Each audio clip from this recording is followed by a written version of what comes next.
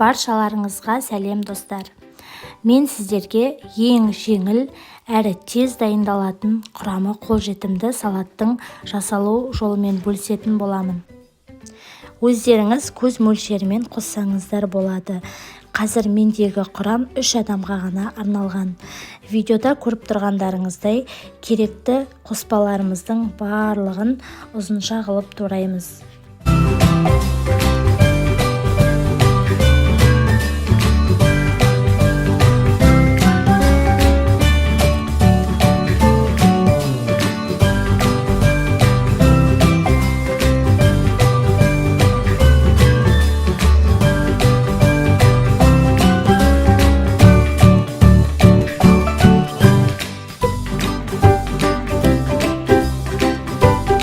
Дәміне қарай тұзымызды салып, майонез немесе қаймақ қосып, жақсылап тұрып араластырамыз.